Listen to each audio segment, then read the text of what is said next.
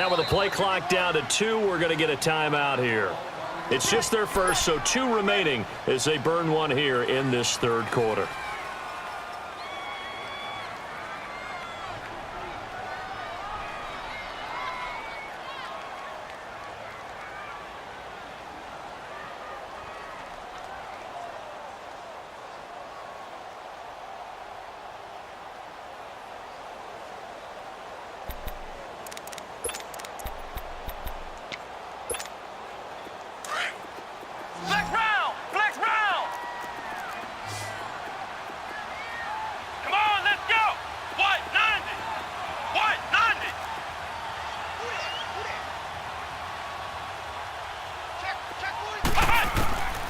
They'll set up a throw.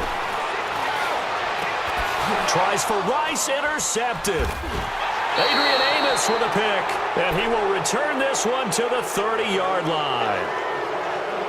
Yeah, he's just trying to throw this ball into the hole in the zone, but those windows can open and close quickly, especially in the middle of the field. So if the timing's not right, we'll see interceptions like that one right there.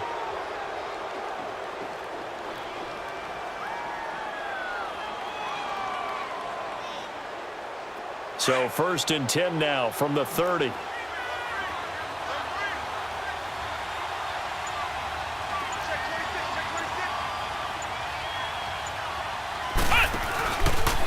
go with Howard to begin the drive. And he is met at the line of scrimmage, and he goes down right there. No gain on the play there, 2nd down. So nothing there. I don't know that that's all in the back, though. You got to look at blocking there, don't you? I would agree with that totally. At some point, they have to win at the point of attack. Instead, it was the defense getting it done again and holding them to no gain.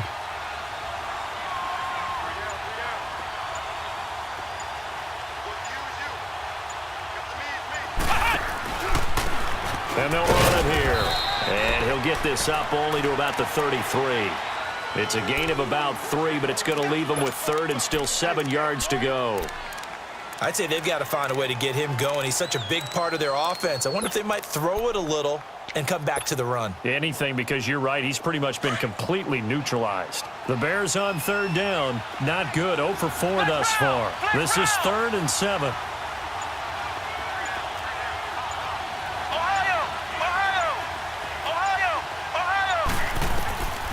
They'll drop to throw. And the Cowboys' pressure gets there this time for the sack.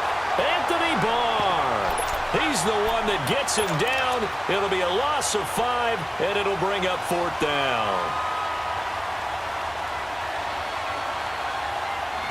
Back now in Arlington. It's been a tight, low-scoring affair thus far. 3-3 is our score heading into the 4th.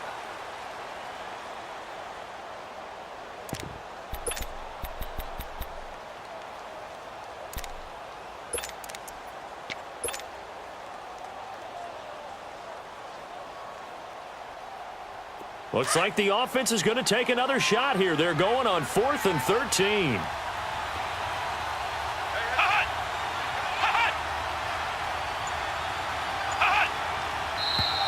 And we've got movement. I think this is against the Bears here. Let's find out. The crowd's not doing that O-line any favors. Home field advantage is really kicking in, making it very difficult for them to hear the snap count. Here's Tressway now as the drive goes backwards, so he's on to punt it away. He gets this one away, and boy, it's another boomer.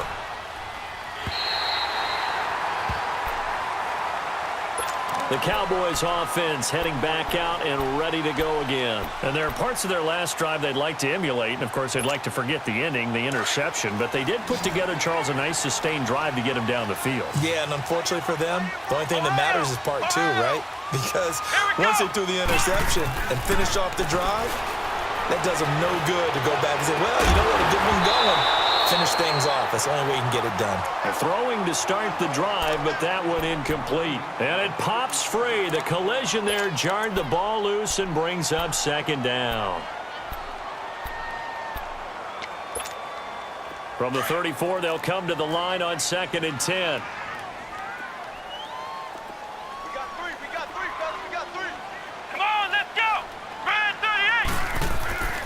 To throw on 2nd, McNabb. Throw left side, completion to Rice. The reception good for 7. It's third down. You can see the time and effort and thought that they put into their passing game because it was evident right there. It looks like a simple pitch and catch, but you and I both know that they have planned for this and worked hard to make it happen. Now McNabb. Man open, Rice. And he's got this to the 30 before being taken down. He got 29 yards that time. Quarterbacks love slant routes because the receivers are breaking right into their line of vision, and receivers love them as well because they're getting the ball on the move and able to catch it and try and get upfield and gain additional yardage. They try the left side here with Williams. And he'll fall forward to the 29-yard line. Credit him with a 1-yard gain there to make it 2nd and 9. And the trend continues here in the 4th like it was in the 1st, 2nd, and 3rd. He's had nowhere to run. And you're probably thinking to yourself, why do they keep feeding him the football? Well, they trust him first and foremost. They do believe that over time he might actually pop one of these runs. The bottom line is he takes care of the ball well for them, so they keep handing it to him. Incomplete.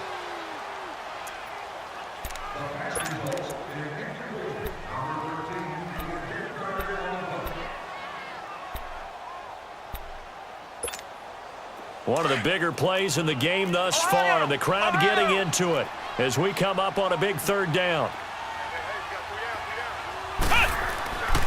Now back to throw. And this is going to be intercepted. Picked off by Ryan Shazier. And he'll be stopped shy of the 15 at the 14-yard line on the return.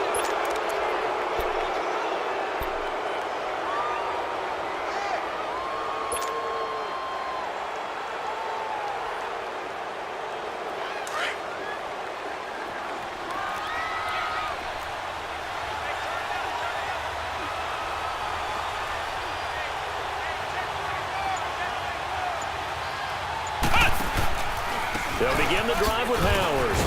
And he stopped immediately there. Officially no gain on the play, and it's 2nd down.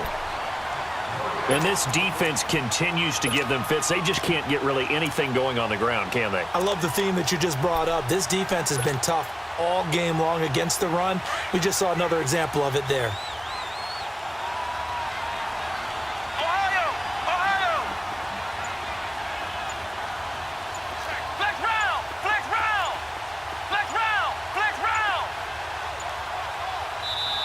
Play clock down to 2, and we get a signal and a timeout. It's just their first. They'll be down to 2 remaining as we step aside here in the 4th quarter.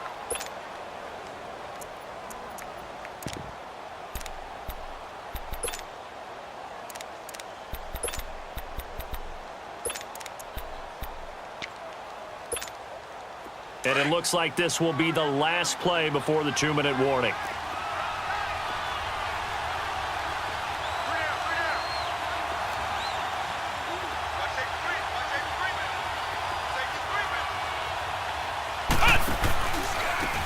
And they'll go with a ground attack here.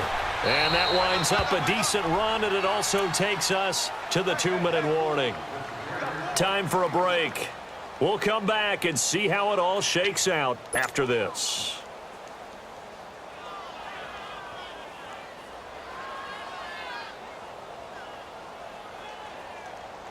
As big of a play as we've had in this one so far. This is 3rd and 3.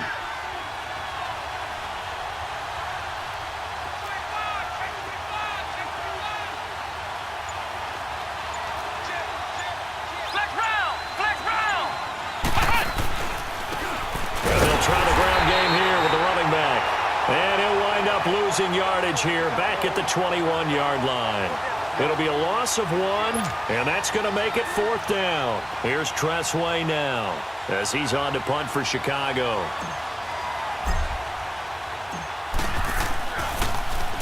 .44 on his first punt, and this is a good kick as well. The offense for the Cowboys now working their way back onto the field. And in enemy territory last time through the interception. We'll see what they do on this drive. Can't wait to see how it alters what they decide to do in play calling. Do they continue to throw the ball? Do they want to lean more on the running game? It'll be an interesting sequence of plays that they've got coming up. Does it often affect the play calling with the interception? How much does that change what you do? I think it does, depending on why the interception was thrown. Sometimes it's just a matter of the defense made a great play, so you continue to come back. But if it's on you, if the offense just doesn't have the confidence, if they're a little bit shaky, maybe try and take the pressure off and run the ball a little bit.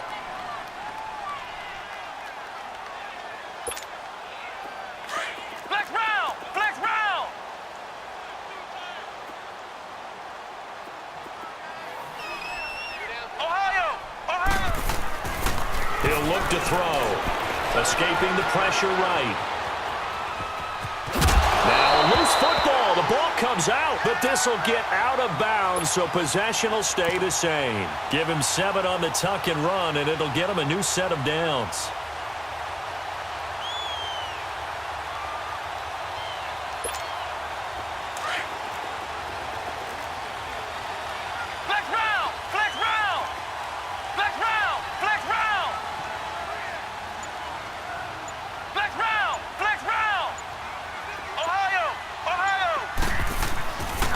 First down, it's McNabb.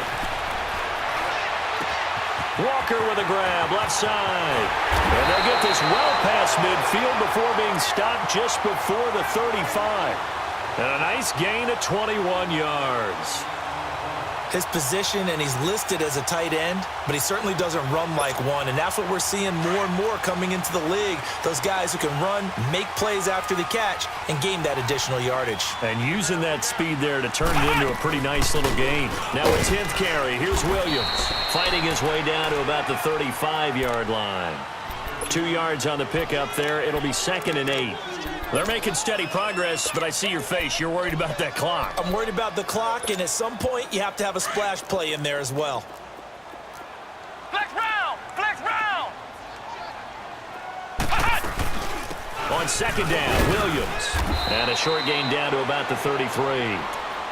And now the Bears going to signal for another timeout as the clock stops with 23 seconds to go in the game. The Cowboys on 3rd down. Just 1 for 5 to this point. This is 3rd and 7.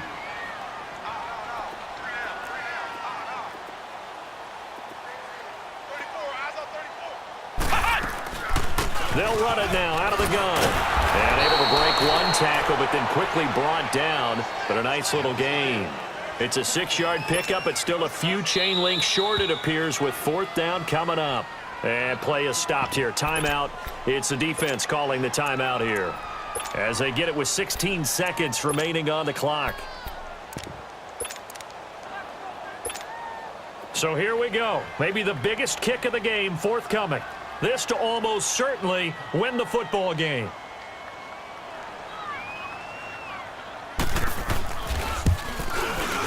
And Tucker's kick right there. It's good. And the sideline celebrates as they have taken the lead in the final minute. And you know, in an era of cost-cutting and maximizing your roster, this is a club that does not skimp on special teams, and in these situations, it pays dividends. And that's great vision by the organization. When the difference between winning or losing depends on who you have kicking the ball, would you rather have a street free agent out there or a solid pro like this? Answer's pretty evident to me. And now the Bears coming out as they get ready. So you're right there, but obviously the clock is not your friend. How do you handle this situation? You're thinking 2 plays. One, to get yourself in position for the second one, whether you're able to get into field goal range or you have to try another deep pass, another Hail Mary. But you're trying to get the first one to a receiver, get out of bounds, and give yourself a chance. And, a crusher there as it's intercepted. Picked up by Champ Bailey. Brandon, I'm not going to tell him that you called him old in our pregame meeting, but this guy has been around a long time. If there's a trick in the book, he knows it. He probably even wrote a few chapters, and this is what he's always had, and that's a nose for the football. He's able to come away here with the interception.